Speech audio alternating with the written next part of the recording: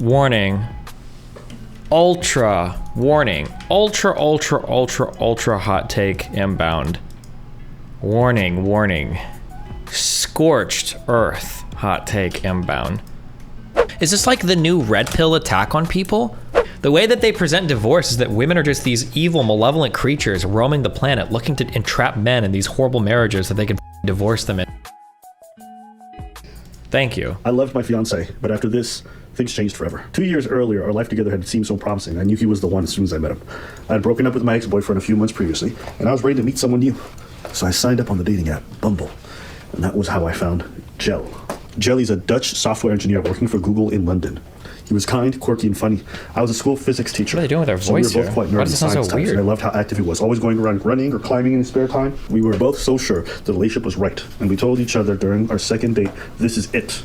This is it, dog. This is it, dog. We had got together during the pandemic in summer 2020, me age 30, him 34, and when the second lockdown was announced, I asked him to move in. Although it's still early in a relationship, it didn't feel too soon. Living together in High Barrack, North London, we grew even closer, quicker than we might have done otherwise. Both of us were working from home, isolated from others, and spending quality time together. I always think that a great way of telling if you have a good relationship is if you feel like you're a better person when you're with your partner. I felt that with Jelle. He challenged me to be kinder, more aware of what is going on in this world, more curious. I was so happy and felt so lucky to have met this amazing man. Don't worry, I'm not just reading fan fiction. This is good. It gets good. We didn't know at this point the cruel twist that lay in wait for us. That throughout our relationship, something was happening to Jelle. It wasn't until the day after Jelle's 37th birthday that symptoms started to appear.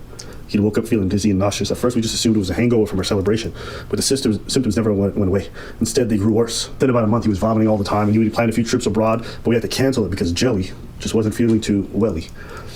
Initially, doctors told him it was vertigo and told him he would get better, but he just had to wait. But he continued to feel sick, so he couldn't work. We'd planned to get engaged, and I knew Jelle was going to propose in the summer when we were on holiday, but we had to cancel the holiday, so I thought, I'm going to go propose to him instead. This isn't going to get in the way of our future. Just a few weeks after our engagement, we received the really devastating news that more detailed the scans had shown Jelle had a brain tumor, and it wasn't benign. It was a rare type of cancer of the central nervous system called medulloblastoma, more often seen in children than adults. Jelle was told that the chance of him getting it had been 1 in 4 million. His chances of surviving 5 years was 65%. Both of us broke down in tears. But while I went to pieces and remained a mess for a long time afterwards, Jelle was remarkably strong and calm. He never once said, "Why I'm here, it's not fair." His attitude was, these are the cards I've been dealt and I just have to get on with it. Anyways, carry on. But I knew that I could not stay with him. Watching helplessly as he got sicker and sicker over the preceding 3 months had been bad enough, but the uncertainty of the diagnosis brought was too...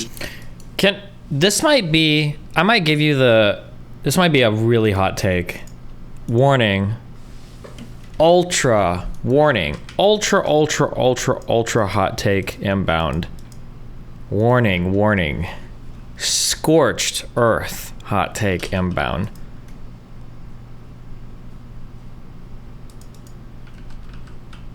I already know what you're about to say. Yeah, maybe. I feel like in certain situations, depending on how much you love your partner, I feel like it would be a lot easier to be the dying person than the person who's not dying. Like, there's probably like a sense of like almost reluctant acceptance that comes over you when it's like, fuck, I've got cancer. I've got like 2 to 5 years or 1 year, and it's like, okay.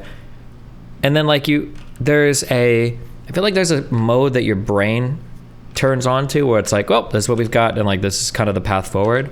But being the other person that has to watch the person die and then know that they have to go on the rest of life afterwards, I feel like it's a much harder thing to deal with. But I don't know. Too much for me. Spent many sleepless nights researching, trying to find a miracle cure or a story with a good outcome, but all I could find was uncertainty and bleak statistics.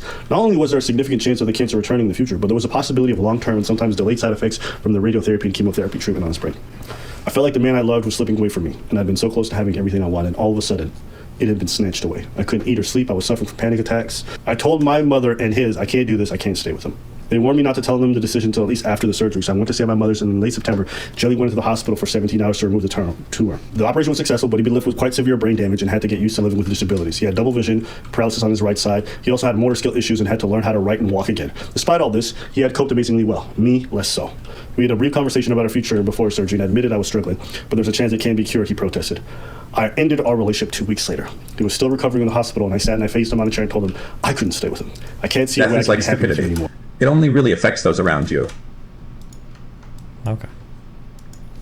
But I don't think I would actually break up with the person. You could just like cheat on the side. The motherfucker's in the hospital. He's not gonna catch you, okay? I don't know if I'd have the heart to tell him, oh, listen, bro, shit ain't working out, okay? Jesus. I said devastated. I knew I would be no good for him because I couldn't even function myself due to the uncertainty of it all. He needed strength and optimism. I could not provide that. We shed tears, and then for the future, we didn't have. I'm still trying to come to terms with my decision. At the time, I felt like the worst person in the world. And I know if I heard this story about someone else, I would think they were selfish. This is partly why I wanted to write this article, because it's very easy for society to make judgments. But in situations like this where there aren't clear-cut right and wrongs, sometimes we need to remember we can't judge someone when we are not in their shoes. Jelle understood, as did my friends. He and I remain close friends. That was it. Did he die? No, he's still alive. Okay. If I was in the position of Jelle, I would send the girl away. True. That's me. That's because that's me. That is actually that's because that's me. I would actually, before she does it, I'm like, yo, that's fair. Ain't no, but I don't want to. Because that's the way I am. There's other people that you are the way you are, and that's fine. Me, I don't want to see her like that and staying there and being all miserable and shit. Yo, bruv. It was nice. Love is love. You gotta, dash it away. I would let her go. I would let her go. So, and that's I me. would never want to be an anchor like that. And you could be like, oh, this is him, this is this and that, whatever. I'll rely on my family and stuff like that. I had cancer in 2019. My entire family was devastated, but I ended up keeping them sane because I was calm the entire time. It was way harder for them. Well, damn. I hope you survived, my dude. That my girl wouldn't do it. But I would still be like, hey, yo, this is doomed right now. Okay, and the way I'm thinking, most of the people really think that sometimes I am negative, where I believe that I am realistic, right? In that case, I'm like, yo, go out, do your thing, live your life, please. I don't want to see that. As a matter of fact, it's on a different scale. Okay, it's like when my girl go out. My girl doesn't want to go out. She doesn't really like people like that. So if we go someplace, right, or we go to a comedy thing or a gala or something like that, she's gonna be next to me, and then she's gonna be miserable because she doesn't like it to be here. Now I'm gonna be miserable because I'm always worried about her. Yeah. And I'm gonna be. It happens sometimes. Like, yo, you're not having fun. I'm about to, I'm about to have some fun. Go home. You're not. You cool. I'm cool. I can handle myself. With my style. Just because now I've been preaching coping so hard. This is super easy to say, but in the situation, it's a hard thing to do. Yeah, that's true. Like, I would like to think that I would do this, but in reality, I imagine if I was dying, even if there is like kind of like a reluctant acceptance that comes over you probably still want somebody next to you. Even in a situation like that, I don't think I'd be like, yo, bitch, I can see the tears. Get the fuck away. Go live your life. Be free. Like, I don't think so. You'd probably be pretty scared. And I imagine you'd probably want somebody next to you. Not like full time, but like, damn, at least come swing by on Friday and come say hi to me or something, You're not having fun. You're not comfortable. I don't like to see you like that. So go home and do your thing. I would hate to be the reason that my loved one is constantly suffering. Exactly. So if you blow it up in a different scale, I'm in the predicament that he is. I'm like, yo, you could go out and just do your thing, because I don't want to be the reason I think it's interesting too. This might be like a man-woman thing, the way they're viewing this. You kind of have to view it on the other, like, imagine the flip side of this too. If your partner's going through something and they're like, I don't want you to be sad, just get away from me. What would you say? Because my guess is if the story came on the opposite end, Ab and Preacher were like, well, just because my partner's upset with something, they don't want to make me upset, that's not a reason for me to run away from them, right? They'd probably say, well, no, I would stay and I would try to do my best to help them in the way that I could, right? And your partner probably would want to some extent as well. Obviously, it's going to vary based on the situation, but... See you when you're struggling and no, I don't want to be that person. Again, this is all time dependent to me. 3 years in, engaged and not married, like, I ain't even that mad. Yeah. 10 years in, married with... Damn, 3 years, dude, I'm 34, and even for me, 3 years is a long time. That's a long time, dude, to just say peace, sayonara. Jesus, I think I've been with Mel for like barely 4 years. Damn, 3 years, that's a decent chunk of time. kids, we having a different discussion. Yeah, definitely. 20 years in, no kids, we having a different That's true too, though. 3 versus 10 or 20 years, yeah. discussion. Yeah, we having a discussion. Right? For them, I know everybody wants to be hyper judgmental, but like I get it. Like that's death. That's a whole cloud looming over the whole thing the whole time. She's go. what, in her early 30s? Her chance to have kids, TikTok.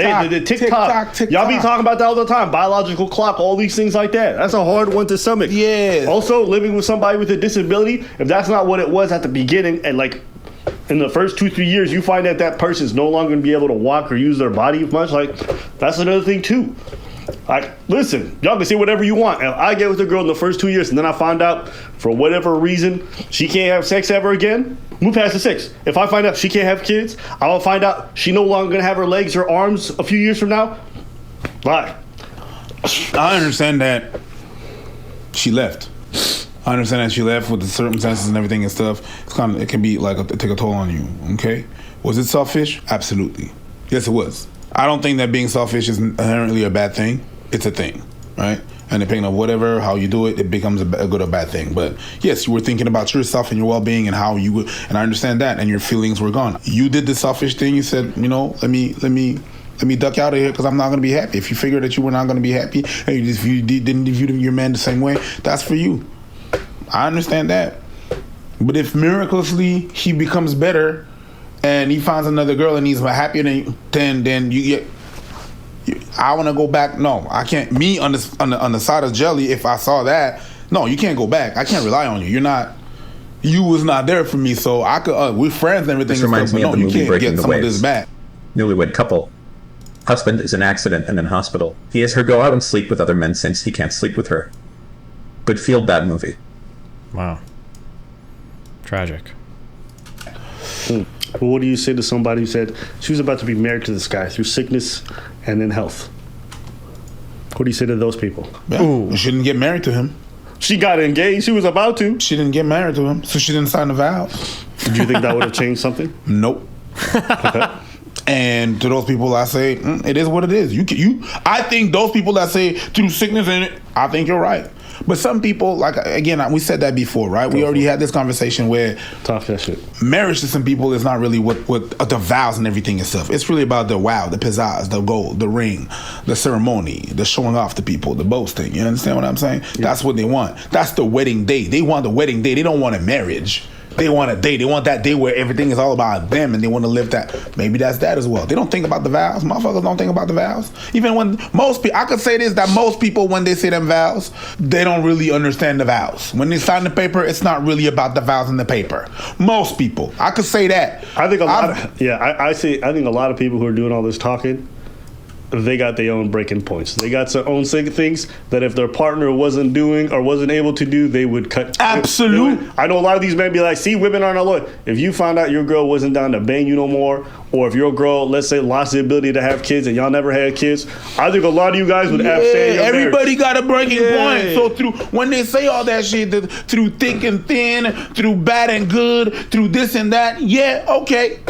If you like anything in the Bible, basically, like anything in the Bible or anything in any holy books, I'm religious, yeah, to what extent? I believe in those things, to what extent? Okay? And then again, I'm not saying it's good or bad. I don't care. That's your business for who you connect with. That's on you. That's not on me. I don't care. Yeah. I mean, listen. And it's fine. I think people sent me this article because they would be like, yo, look at this bitch showing up. Nah. Listen, if I was dating some girl and I really, really wanted to be with her and I found out she probably only got 3 years to live, not gonna lie, I don't think I could handle that.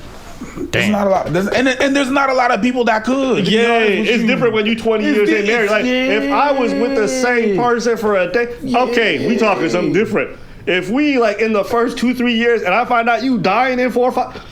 I might be like, I don't think I can handle that. Oh, I would. People like, I don't give a fuck. I'll say this. Yeah. At the end of this, she said, listen, you haven't been in that person's shoes. You can't judge. I think you can judge. Just be honest. Mm-hmm. Ask yourself some tough questions. Mm-hmm. What is your breaking point? What's the point where you say no? What's your breaking point? And be honest. Think about what the worst things that can happen within the dynamics of a relationship or marriage that are 3 years in. At what point you saying, I ain't going to continue with this? Just ask yourself the question. If your person gets a needle and they have AIDS, you going to stay with them? They get in a car accident, lose both their legs, their arms, they scarred up. You going to stay with them? Some of you are going to say yes, and maybe that's true for you. I just want everyone to be honest about what they can or can't handle. That's all I'm saying. Yeah. Because a lot of you are fronting on the internet talking about, I would stay no matter what. I stay no matter what. A lot of the people who say stuff like that have never been those kind of... It didn't end up terminal, but did you ever have any of these things when you found out Rachel had cancer? I mean, the prognosis for non-Hodgkin's lymphoma was generally pretty good. But yeah, I mean, I thought about it a little bit. I just thought I would have had Nathan full time, basically, which would have meant I would have had to live with my fucking parents or something, basically. But scenarios or those kinds of dating dynamics. Oh, I haven't even. Well, I don't know why I know, because people. But I probably would have been a lot different thoughts from me if she had like Hodgkin's lymphoma or some other type of cancer. But non-Hodgkin's lymphoma, the prognosis is very, very, very good. So I don't know. People who are in those kind of situations with disability will tell you it's often a problem with the people that date. There's not enough people who are honest about the fact that they would have an issue with that, and too many people virtue signaling online. Mm-hmm. Go ask disabled people how easy it is to date. Somebody lying. And I guarantee you it's probably the people in the comment section. Mm-hmm. That's all I'm going to say. That's all I'm going to say. Anything else you want to say? No, sir. All right. We want to hear from you. What do you guys think? Let us know in the comments. Read the pinned comment in the video. I'm disabled, have been all my life, but you wouldn't know to look at me anyways. I'm a good person, guys, like me, but single over 10. Why is this in all caps? Oh my God, Queen Shanae. Jesus. The Just Pearly Things on Twitter is like just absolutely f***ing. She's one of the dumbest tweeters I've ever seen in my entire life.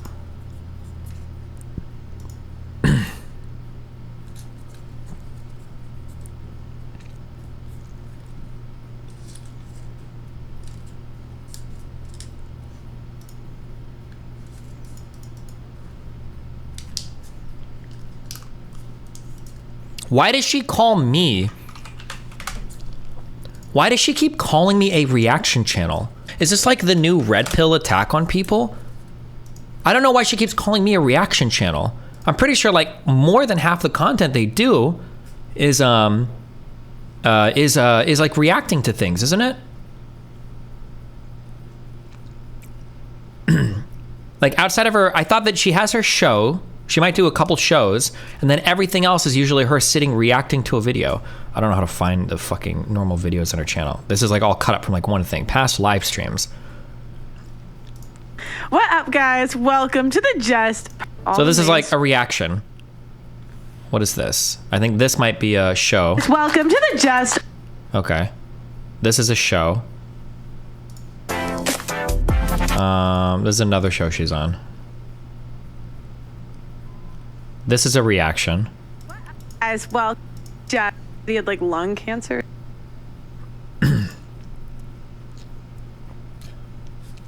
Okay. She does do a lot of shows, to be fair. I don't know how to figure out how many reactions she does. I don't know how to sort through the new YouTube shit. I feel like a fucking retard. Like, when this says popular videos and this says videos, what's the difference between these two things? She literally got her start reacting to music videos. Yeah, I don't... Or like, if I click like videos here, is it the same thing as clicking videos up here? You did a reaction episode with her? I think I did 3 reactions while I was there, yeah. Click the videos tab. Will this show me live streams? Because like, when I click on this videos, that seems like it's different than...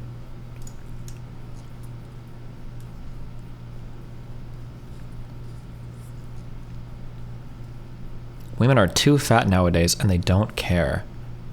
What is this? Read all the tabs at the top, retard. Don't call me that. What up, guys? Welcome to the Just PearlyThings YouTube channel, and welcome to Morning Coffee Thoughts. Before I start, don't forget to subscribe to the channel and ring the notification bell. That way you're going to be notified of my daily videos. Today, I want to talk about why it's selfish to be a whale. Yes, yes, ma'am, yes, sir. Now, before I start, I want to talk about a story that's a little bit more near and dear to my heart. My mother. Now, I don't always talk about my mom on the channel, but I'll tell you this. My mom was a whale at one point. Yes, yes, ma'am, yes, sir, she was. And my mom, she was pretty dang fat when I was younger. Like, basically, she had 7 kids, and she just said she gained 10 pounds with each kid. Before you know it, 70 pounds. My mom's whaling it. And my mom said that she wanted to lose weight for my father. And like one day, he had a trip to India, and she came back, and she was like 30, 40 pounds heavier. Or not heavier, lighter. She was lighter. My dad was a happy man. But let me tell you the repercussions of my mom being a bigger woman. When my mother was, because I think she was big till I was like maybe 10, roughly, maybe a little Yeah, she had my last sister when I was 10. I think she lost the weight a little, something like 8 to 10. But the problem was before that, because my mom had a bad sugar habit, then all of us got a bad sugar habit. And it's especially prevalent in my oldest sibling. We all love sugar. We could just eat sugar all day. Why? My mom used to feed me Pop-Tarts. And so my mom's bad habit transferred to me. And now I had a bad habit that I still fight with to this day. I still have that habit. And therefore, my mom not killing that habit transferred onto her children. Now it's her children's problem. Now I'm old enough that it's my own. Okay, I don't know how to this. What do you think Pearl Squad is? I don't know. This person wants to debate you. The turf person. Bemoid. That's not me being sexist. That's her name. The turf person. Yes, it's the deeply mentally ill woman you disagree with. Or deeply mentally ill woman you disagree with. That's loud. This is actually unironically a good point. Parents owe their children. Yeah, they do. It's just her Twitter stream is like a constant feed of like anti-woman vitriol. Like that's literally all she tweets constantly. Oh, reaction channels are fake news. Like every single thing. This is the heart of what's wrong. Men's hardships cannot even be discussed without being framed in terms of how women might be affected. Is there a way where I can just see her tweet? Why is it so hard for me to navigate the internet?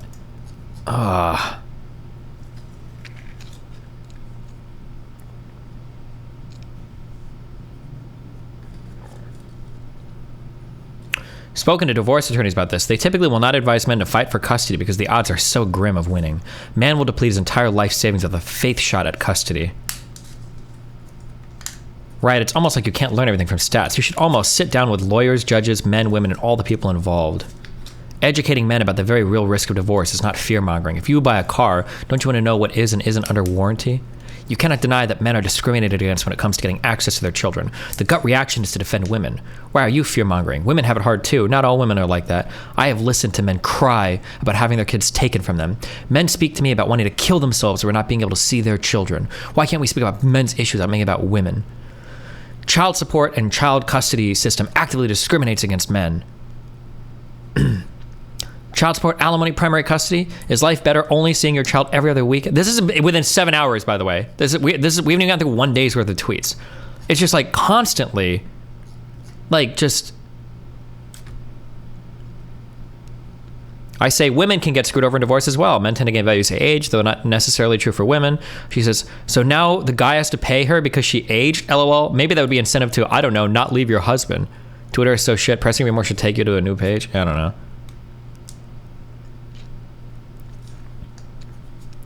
Is it in a woman's nature to leave that man if she can find someone who's more good looking, rich, or charismatic? I mean, don't women do that anyways?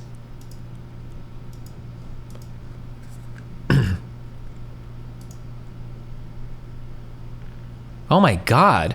I don't make excuses for men who cheat. I think it's in a man's nature to sleep with multiple people more so than women. I think men who get the opportunity to are more likely to do it too. I think as a woman, you should still attempt to keep your family together even if he cheats because the kid's feelings are more important than yours. Like every single thing she tweets is just like the most autistic, pick me, like disgusting, like anti-fucking, like woman shit. Like every single tweet, every single one.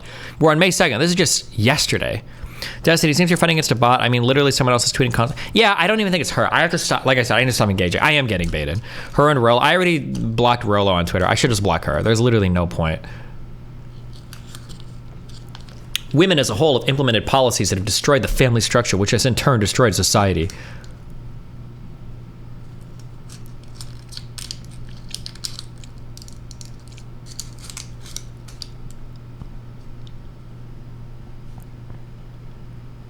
She's trying to inherit the legacy of Kevin Samuels? Yeah, I guess.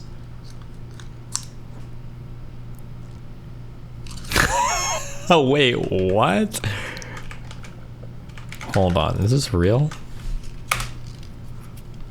Man murdered for reacting to alleged suspect's Facebook photo with a laughing emoji.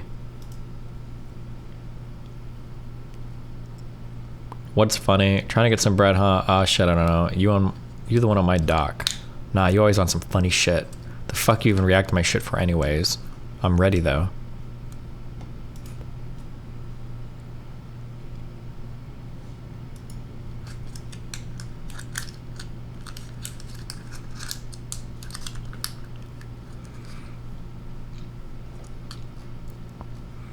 Live debate. Who's to blame for cheating? Oh boy. Spoiler alert, I wonder if it's all women.